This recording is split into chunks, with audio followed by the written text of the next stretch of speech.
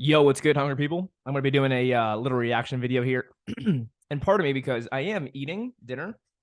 Not sure if you can see it, but uh, I actually made a Japanese sweet potato. And then this is rice, kidney beans, sauerkraut, and then onions. I cooked the onions in a little bit of olive oil. And then I have a plant-based queso dip on here. It's exceptional. I could legit just eat the queso out of the bowl. So good. So I'm gonna be as respectful as I possibly can while eating and doing this video. But yeah, I wanted to react to this video um ever since I saw it, and we are going to do that right now. So hopefully this works. I'm assuming it will. Uh let's get to it. Let's rock and roll, baby. I should be sharing my screen now.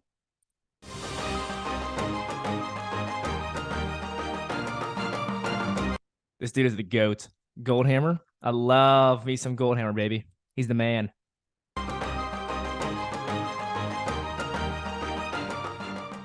What are the health implications from eating salt? How much of an effort should we make to avoid it? It seems to be in everything. Well, it is in everything because everything people are eating is highly processed foods that don't taste very good because they're highly processed. And the way they make up for it is adding chemicals back to the food in the form of salt, oil, and sugar. Ooh. The food just becomes a carrier agent to drive sugar, oil, and fat to your palate. So I think that it's important to try to minimize all salt, oil, and sugar by getting back to whole natural foods. So what does that mean? It means we're getting people to eat things like oatmeal and fresh fruit in the morning. It means having salads, steamed vegetables, potatoes, rice, and beans, up to an ounce of nuts a day. We don't need to have all the heated, beaded, processed foods once we get out of the pleasure trap. Once we free ourselves from the addiction of the artificial stimulation of these chemicals, then all of a sudden good food becomes more appealing. For people that are having trouble doing it on their own, we encourage them to come to the True North Health Center, undergo medically supervised fasting, reboot the palate, and then see what good food tastes like and see whether or not the results justify the extra effort that it takes. Yeah, no, I mean, I definitely agree with that for the most part. By the way, this video is from 2 years ago. Not sure exactly when, but yeah, and Goldhammer says it perfectly. And it's just, he says it so like eloquently and beautifully. Yeah, no, I definitely think the average person. Oh, by the way, I don't have like any, I'm not going to be bringing up like studies that I've seen. You know, this is just kind of me just talking and just enjoying the conversation and just giving my my honest thoughts and just doing the best I can. So just if you can appreciate it, cool. If not, then this isn't for you. But I mean, I may talk about like, oh, I have evidence here or this, I have studies saying this, but I'm not going to like really talk about studies. Anyways, yeah, so I mean, I definitely think that a lot of people are eating highly processed foods, bullshit foods. I just don't think they know how to eat though. They don't know what's healthy, what's not healthy, what they should be doing. A lot of people don't have a lot of money to afford healthy foods, and sometimes those processed foods are the most easily accessible foods for them, or maybe they got it at a food drive or something. So I would say that the majority, that a lot of people, maybe not the majority, but a lot of people can't afford, you know, healthy whole plant foods. And now let's even say that you can do that. It's going to take some time to, you know, get your palate centered and back to normal, kind of like how Goldhammer's saying. And this is kind of where I side with more of McDougall, because McDougall's like, hey, if we can get you to eat the food, go ahead, add a little bit of salt. That's fine. That's cool. Add some sugar to your oatmeal, add some salt to your potatoes. As long as you're eating the food, that's all we care about. And my thing too is that if you're eating mainly whole foods and you add some salt, you add some sugar, even a little bit of oil, and you're exercising and you're working out and you're sleeping great and you feel good, I don't see any of that to be an issue. So, but obviously, I mean, if you're overweight and you can't lose weight and you maybe you have skin issues and all this kind of stuff, yeah, you may want to, you know, look into really doing your best to stick to whole foods or some juices and stuff. Brian Clement from the Hippocrates Health Institute says that today's fruit is picked unripe and has been hybridized to be much sweeter than it was in nature many years ago. He says that fruit sugar is still sugar and that healthy people should limit fruit consumption to no more than 15% of their diet by weight or around a piece a day. He says people fighting a health challenge should eliminate it completely until they're better. Do you agree with his recommendations? Well, I agree. Wow. Clement, he like really is so against the fruit. I guess the sugar, maybe. I think that's like I really I paused Goldhamer's face in such a bad time. I think it's really about the sugar, and he'd probably say like the sugar would proliferate the cancer or whatever you're dealing with. But I still think that we see that some people go on, fruit-based diets and heal that kind of stuff.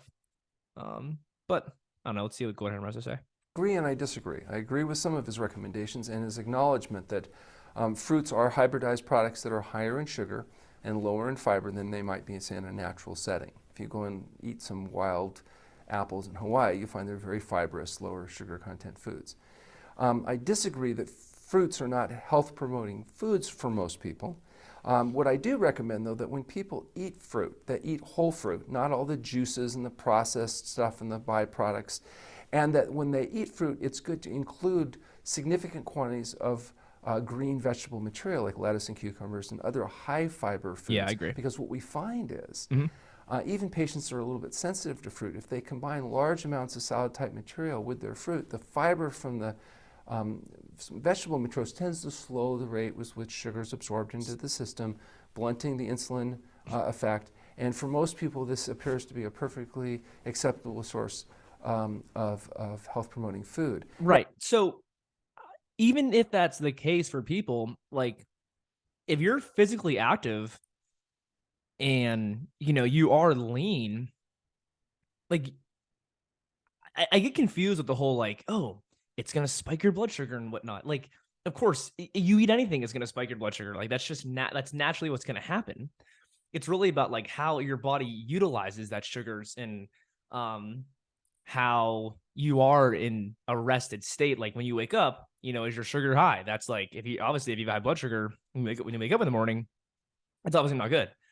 Because your body isn't utilizing the sugars well enough and it's not actually getting into the cell. So and he talks about like, oh, like no juices and probably no pop, I don't know. I see a lot of benefits from from like fresh fruit juices, even pasteurized cooked fruit juices. I feel great. I feel good doing it.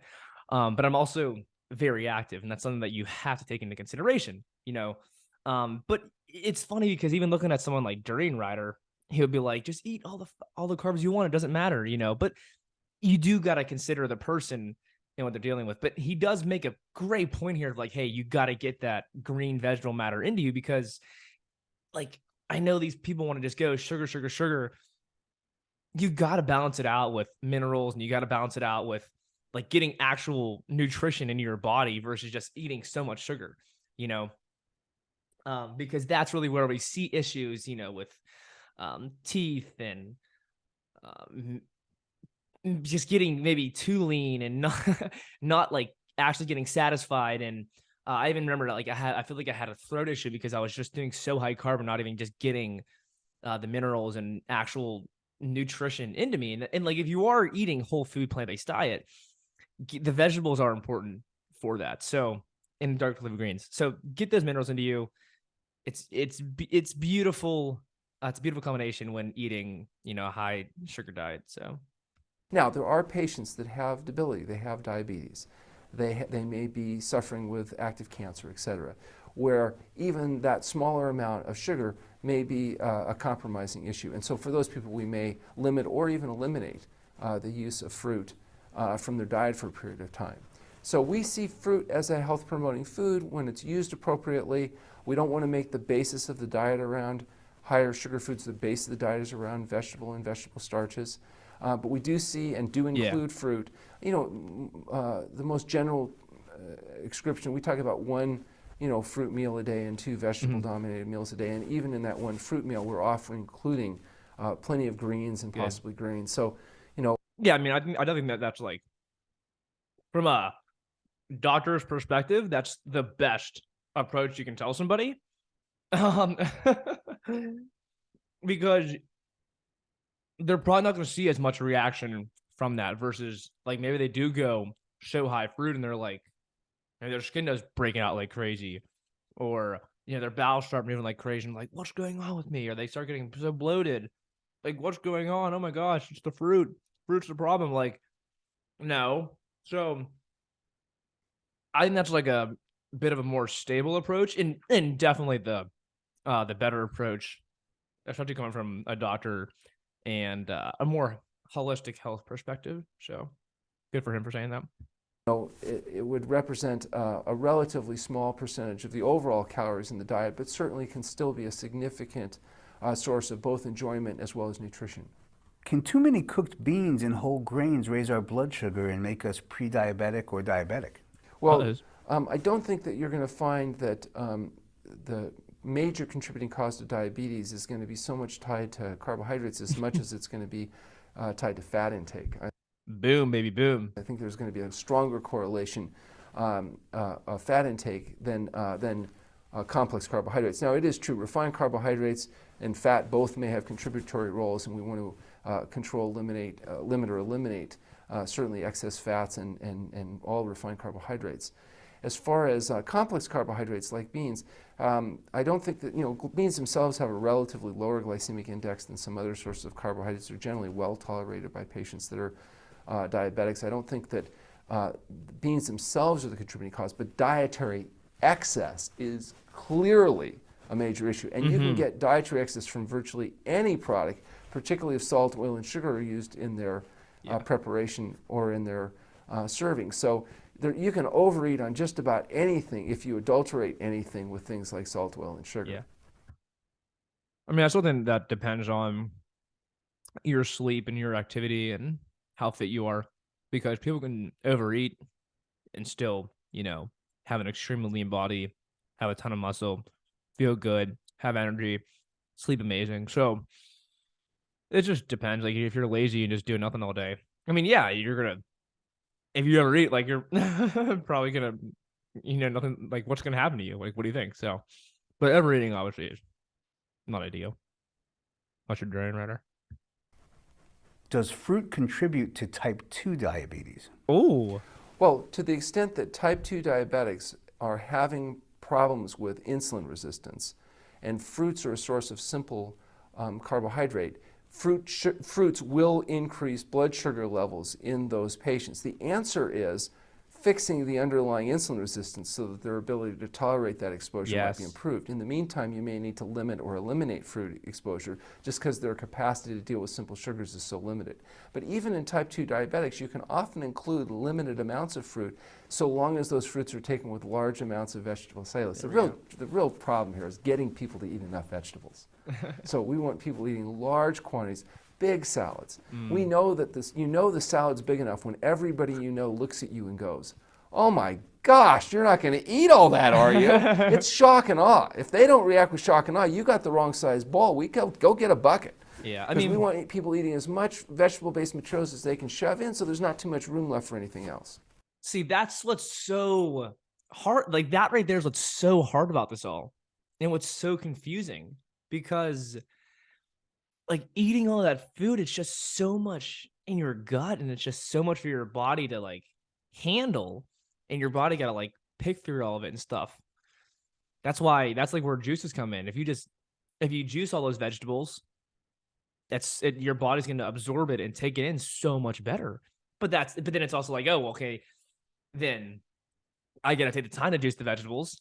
And then am I even satisfied from the meal? Because like, I mean, myself, I don't want like a vegetable juice as a meal. That's not, maybe in the morning potentially, but not like for lunch or dinner.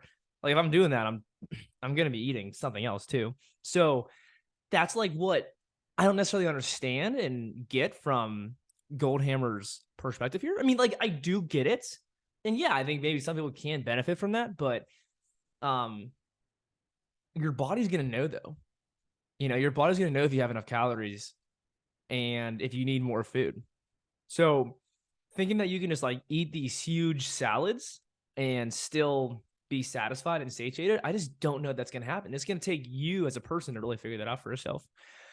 That's why even me recently, I'm sort of kind of rewiring my brain and working, and I've been doing that, but like eating lower, like less volume foods, but higher calorie foods. So I actually have been eating, like, I know it's like dried figs and pistachios and walnuts and pumpkin seeds and maybe even like some nut butters, but I do feel more satisfied and satiated, and I'm still lean. I'm still, pretty cut up for the most part. Um, and I'm eating higher fat foods, and I'm still eating like pretty much the same amount of calories, but I'm eating less volume. So it's less my body. My body doesn't have to like, you know, fight through like this huge salad, even though today I had like a pretty, I mean, it wasn't like that big, yes, but a decent sized salad. And then this now, which like that's the thing, like even the rice can be a lot sometimes too, but it's almost like I'm just used to it at this point for how much volume it is. But even like when I go out to like Thai restaurants, I'll only get like 2 cups of rice because I get like a lot of tofu and there's a lot of coconut milk and like the curries are good. There's vegetables and I get like really satisfied from that versus just like so much rice, And so I don't need as much rice. And overall, I would probably say it's like less volume food, but I don't know. I mean, I have my days too. But I still am kind of working towards like less volume food, higher calorie food. So Does it make a difference for health if you eat beef from organic grass-fed cows versus factory farm cows? Well, clearly, organic products are going to have some advantages over non-organic products, but something being less bad because it doesn't have certain chemicals doesn't make it a health-promoting food. It's still not a health-promoting food. The fact that it's less tough on the environment, that it's less morally indignant, that it's less spiritually corrupt, doesn't make it acceptable. So what we're about at True North Health is trying to tell people the truth. We're not telling them to go east or west. We're trying to tell them the truth as we see it. And what we're seeing is that the healthiest diet for the individual, for the planet, for your moral, spiritual, and ethical considerations is a whole plant food diet. And we try to limit salt, oil, and sugar as well from this whole plant food diet. What do the yeah, I mean, I'm surprised they asked that question to Goldhammer. I think he's been vegan for, I mean, how long? 30 years, maybe. I'm not sure. I mean, I'm not sure exactly, but um, yeah, I mean, I definitely pretty much agree with everything he says there. Um, even like with the environment stuff and the ethical stuff and whatnot. I know like I was even watching an interview with Earthling Yad and some chick from like InfoWars, and they were going back and forth, and like both sides of it sounded like very reasonable, So it's just hard because the factory farms and slaughterhouses are the ones that like keep the world running because we have so many people and so many people like just don't know, they don't know better, and they just eat so much meat and it's disgusting. And but like those places are the best spots to feed the world, right? Like they're the most sustainable. And it's sad. Everyone's like, oh my gosh, go eat grass fed this, grass fed that. But like, that's not sustainable. It's so unaffordable for probably 90% of the world, if not more. So it's confusing. major studies and health organizations around the world recommend regarding eating animal products? And do you agree with their statements? Well, I think in general, there's a general consensus that less is better than more. Most of them are under tremendous pressure not to advocate a whole plant food diet. That would raise all kinds of difficulties politically, economically, and otherwise. But you'll notice, like, for example, recently in Canada, they've come out with a new profile that really looks a lot closer to the type of recommendations we've been making for 45 years, where the plate is largely filled with vegetable-based materials, and they're recognizing a much more limited role for some of these more highly processed or animal-based products. I think that when you're doing consensus development like that, there's always going to be some trouble telling the truth, the whole truth, and nothing but the truth. But the fact that they're shifting in what we consider to be the right direction, I think, is encouraging. What do you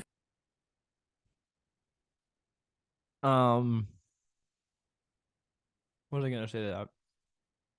Yeah, I think like it is tough just to say, hey, go plant based, and only do this because there's just so many factors that go into it. Even like in the last podcast that I did when I was kind of bitching about some stuff and it's annoying. And people don't want to change in general, and they don't know how to change. So it's gonna be really hard for people to actually eat a plant predominant diet. And I would say that most people like don't want to eat vegetables anyways, unless they do have salt and oil in them. I give it myself. I put a little bit of olive oil on my onions tonight. I mean, it makes, if I'm being honest, it makes the biggest difference in the taste. Like it does taste a lot better. But like I guess I don't really need it. So do with that as you wish. You feel is the important? But it's kind of like, yeah, of course it's gonna taste better. You add oil to it. You add salt to it. Like no shit, MP. But I don't know. I don't really notice any negative consequences of it. So that's kind of how I see it. Like I feel good, and it's not like it's a detriment to me. So I'm gonna keep doing it. Importance of the Real Truth About Health conference. Well, I think that one of the things the Real Truth About Health conference has done is it's brought people in with alternative views that are not necessarily all in agreement. And so it's an opportunity for people to hear different sides of the story, not just different than conventional, but even within the context of the alternative health movement, there's quite a disparity in terms of opinions and ideas. And so I think it's good to bring all of those ideas out, give people an opportunity, unrestricted, to express their views, and let people decide for themselves what resonates the best for them. And they can differentiate, I think much better than people often think is possible. So I like the idea of lots of different ideas coming out. The fact that I don't agree with everybody, I think that's great. And the fact that everybody can express their opinions in a respectful and in a manner as such, I think is a really healthy way. And it's a way that we can all be exposed to different ideas and hopefully grow and learn as a consequence. I agree.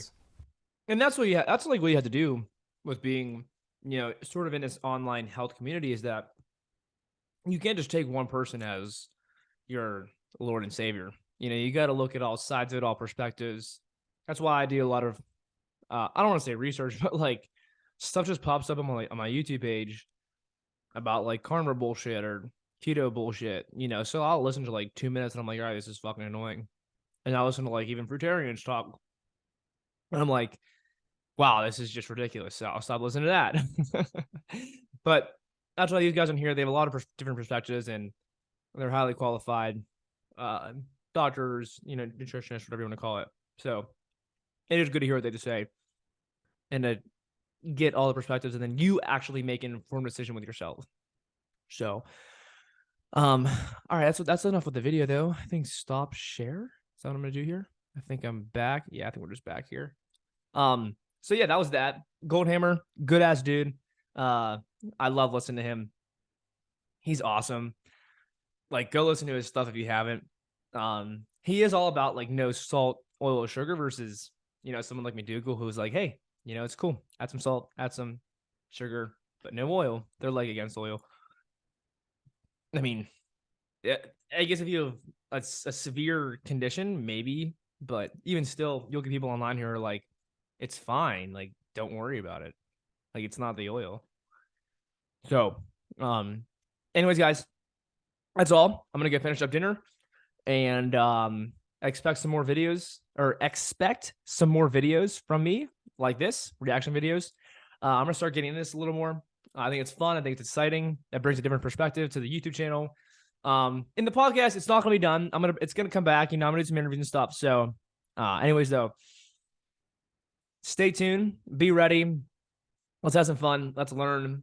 Let's keep at it, baby. Stay up, be great. Always keep it 100.